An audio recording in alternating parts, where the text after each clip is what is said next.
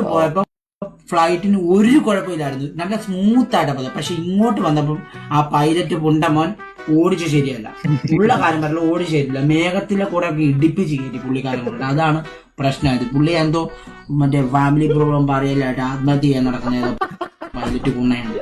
അവ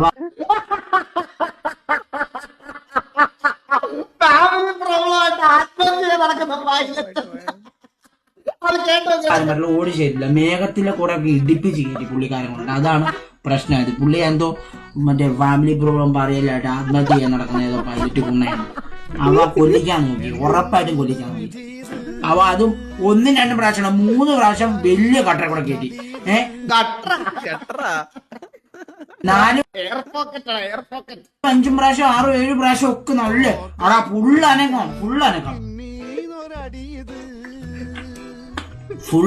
ഫുള്ള്